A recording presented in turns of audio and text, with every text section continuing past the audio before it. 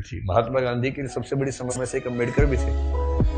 अंग्रेज तो थे ही थे, उनसे बड़ी समस्या ये है कि यार अंग्रेजों को भेजो ना, समाज क्यों बदल रहे हो।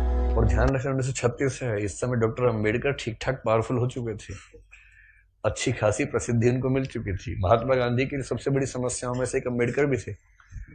अंग्रेज तो थे ही थे, उनसे बड़ी समस्या ये है कि यार अंग्रेजों को भेजो ना, समाज क्यों बदल रहे हो। और अम्बेडकर साफ साफ कह रहे थे कि अगर मुझे अपने हित और देश के हित में चुनना हो तो देश का हित नंबर 1 पे है, पर यदि मुझे दलितों के हित और देश के हित में चुनना हो तो मैं दलितों के हित को प्राथमिकता पे रखूंगा।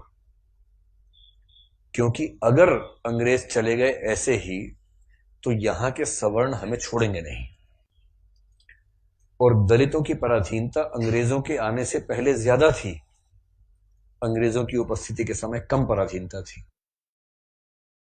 आपको गुस्सा तो आता होगा अम्बेडकर पे कई बार, क्या ये कैसा आदमी था, है ना, लेकिन आप तर्क सुनेंगे तो दंग रह जाएंगे, तर्क अच्छे हैं। और मजे की बात है कि भारत की संविधान सभा में अम्बेडकर जितनी पढ़ाई पूरी संविधान सभा में एक भी मेंबर ने नहीं कर रखी थी। केवल एक BN राव थे जो एडवाइजर थे, उनके पास ठीक ठाक पढ़ाई थी, उन्हें छोड़ दें, बाकी सब मिट्टी के मतलब पेंदे टाइप के थे, प्यादे थे उनके सामने। पढ़ाई लिखाई का जो लेवल अम्बेडकर साहब का है वो किसी का नहीं है। तो कुछ लोग मैंने देखा कि सवर्ण मानसिकता के कुछ लोग अम्बेडकर को देशद्रोही घोषित करना चाहते हैं इन्हीं कथनों से कि दलित प्रश्न और देश के प्रश्न में दलितों को प्राथमिकता दूंगा तो बुरा मान जाते हैं। और उन्हीं से आप पूछो कि अगर हिंदू का प्रश्न हो और देश का प्रश्न हो, किसी प्राथमिकता दोगे तो हिंदू, हिंदुस्तान है, मगर समझते हो तो हिंदुस्तान हिंदुस्तान है बोलते हैं, हिंदुस्तान है। मुसलमान तो आए हैं, जा भी सकते हैं, लेकिन हिंदुस्तान है। तो अंबेडकर उस समय पावरफुल हो चुके थे, और अंबेडकर को मैं तो बड़ा सलाम करता हूं इस सेंस में। आमतौर पर वंचित वर्ग में जब कोई पढ़ लिख लेता है ना, अपने वर्ग से कन्नी काट लेता है। रिजर्वेशन का सबसे बड़ा दुख ये है, रिजर्वेशन का सुख ये है कि वंचित वर्गों के लोग आने लगे हैं सत्ता में, और जैसे ही एक गांव से एक बच्चा, दलित बच्चा IAS बनता है ना, पूरा गांव IAS बन जाता है। आरक्षण के वित्तीय लाभ केवल उस व्यक्ति को मिलते हैं जिसको आरक्षण मिला है, पर सामाजिक राजनीतिक लाभ पूरे गांव, पूरे कुनबे, पूरे कस्बे, पूरे शहर को मिलते हैं। कि हमारे गांव का चंदू IAS बना है, और चंदू वर्ग में मान लीजिए SC या ST में आता है, उस दलित जाति के उस गांव के और आसपास के 100 गांव के सब व्यक्तियों के पास कॉन्फिडेंस आ जाता है।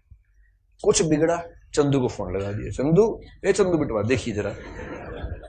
अब पुलिस वाले ने रोका, लाइसेंस के लिए, रुको रुको बात करवाते हैं, ऐसे करके कह रहे किसको फोन करो, चंदू को फोन करो, छोड़ दो छोड़ दो, कोई बात नहीं, आप जाओ जाओ जाओ, आप गाड़ी कैसे भी ले जाओ, सिर के ऊपर रख के ले जाओ, कोई बात नहीं, हम कुछ नहीं बोलेंगे। कॉन्फिडेंस लेवल बढ़ जाता है। एक रिजर्वेशन का फायदा ये होता है, आर्थिक फायदा नहीं होता, रिजर्वेशन आर्थिक मामला नहीं है, वो सामाजिक राजनीतिक समतलीकरण का मामला है, उसमें उसको देखना है। और अम्बेडकर ने, आजकल क्या होता है कि जो बच्चा IAS बनता है सबसे पहले कोशिश करता है कि उसकी जाति किसी को पता ना लगे कि वो रिजर्वेशन में है। और बहुत सारे लोग SC ST या OBC से रिजर्वेशन का लाभ लेकर अगर IAS बनते हैं तो कोशिश करते हैं कि शादी जैसे सवर्ण समाज में हो, क्योंकि IAS खुद एक जाति है, उस जाति में शादी कहीं भी हो सकती है, वहां जाति प्रथा बीच में नहीं आती है। ऐसी IPS भी एक जाति है जो IAS से नीचे की जाती है लेकिन ठीक ठाक जाती है, वो भी अपने आप में ठीक ठाक जाती है। जैसे IAS पति IPS पत्नी, लोग कहेंगे हाँ ठीक है, IPS पति IAS पत्नी, तो लोग कहते हैं अच्छा चलो कोई बात नहीं ठीक है, इस तरह से मैनेज करते हैं, क्योंकि IPS नीची जाती है, IAS थोड़ी ऊंची जाती है, और IRS और बाकी सब तो बहुत ही नीची जाती हैं, और उसमें जो ग्रुप भी हैं वो तो शूद्र टाइप के माने जाएंगे कि ये तो बहुत ही नीचे के लोग हैं। बेशक UPSC ने सफलता दी हो, पर ये तो ये नहीं चलेंगे, इनके 10 नंबर कम आए से इनको बाहर करो यहाँ से। एक प्रकार की जाति व्यवस्था वहां भी है। तो दलित चेतना जो अम्बेडकर की वजह से, अम्बेडकर का सम्मान क्यों करना चाहिए कि वो इतना पढ़ने लिखने के बाद भी चाहते तो वो भी एक शानदार जिंदगी जी सकते थे, उनको मिल ही रही थी भाई, वो PCS ऑफिसर थे बड़ौदा में, मजाक छोड़ना है, नागपुर में शायद। और जब नागपुर में वो सिविल सेवक बनकर आए, फेलोशिप वहीं से मिली थी पढ़ने के लिए, जब वापस लौटे तो उनको PCS अधिकारी बनाया गया। तो उनको कहा कि आप यहां रहना शुरू कीजिए और काम संभाल लीजिए।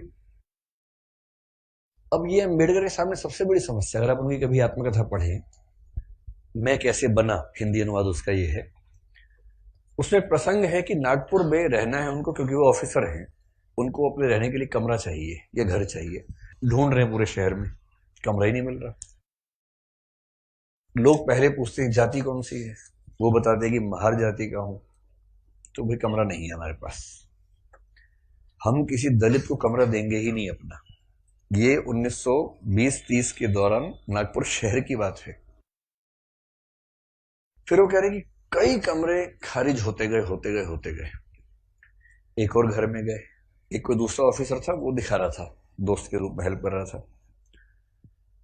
तो वहां मालिक ने पूछा ही नहीं कौन सी जाति के हो, इन्होंने बताया भी नहीं, ढिंडोरा क्यों पिटेंगे। उससे पूछा नहीं, उन्होंने बताया नहीं, कमरा मिल गया, रहने लग गए। और फिर वो लिखते हैं कि एक दिन अचानक सुबह उठा तो बहुत शोर मचा हुआ था, मुझे लगा पता नहीं क्या हो गया। खिड़की से नीचे देखा तो हजारों की भीड़ हाथ में डंडे भाले हथियार लेके खड़ी हुई थी। उनको पता लग गया था कि एक दलित आदमी इस घर में रहता है और वो भीड़ मेरा कत्ल करने के लिए आई थी। और उसके बाद कुछ दोस्तों की मदद से पता नहीं पीछे के दरवाजे से कहां से किसी तरह से उनकी जान बचा के भगाया गया उनको। इस दौर से वो गुजरे थे। ये उसी देश की बात चल रही है, सारे जहां से अच्छा हिंदुस्तान हमारा, हम बुलबुलें हैं इसकी, ये गुलसिता हमारा, उसी की बात चल रही है। किसी और देश, पाकिस्तान की बात नहीं चल रही है, उसमें पाकिस्तान था ही नहीं, पाकिस्तान पेट में था उस समय। अभी हुआ नहीं था, मतलब होने वाला था, अभी नहीं हुआ था। तो उस देश की बात है। और जब वो स्कूल में पढ़ते थे तो स्कूल में पढ़ते इसलिए थे कि उनके पिता सरकारी नौकरी में थे, तो थोड़ा सा ठीक स्थितियां थी उनकी, इसलिए स्कूल में एडमिशन मिल गया। पूरे स्कूल में एक दलित बच्चा था बस, बी.आर. अम्बेडकर, बस, बाकी सब सवर्ण बच्चे थे। अब दलित बच्चा कैसे हैंडल करे, वो पानी पीने जाएगा, पानी को छू देगा, पानी पवित्र हो जाता है, उसमें हीलियम आ जाता है हाइड्रोजन की जगह। उसके बाद जैसे दलित बच्चा छूएगा, हाइड्रोजन के गुण बदल जाएंगे उसमें। तो एक व्यवस्था थी कि भाई पानी पीने की एक जगह थी सबके लिए, एक अलग से मटका था अम्बेडकर के लिए, अलग से रखते थे दूर, उनको वहीं पीना है और मटके को हाथ नहीं लगाना है। अब कभी कभी क्या हुआ, कई बार ऐसा हुआ कि जो आदमी पानी की व्यवस्था करने के लिए तैनात था वो छुट्टी पे चला गया, एक दिन 2 दिन आया नहीं। अब इसको प्यास लग रही है, बाकी बच्चों के पास पानी पीने को, इसको पानी पीने को नहीं है। कई ऐसे दिन गुजारे स्कूल में जब उनको पीने को पानी मिलता ही नहीं था। चेतना ऐसे बनती है, ये सब झेलने के बाद बनती है।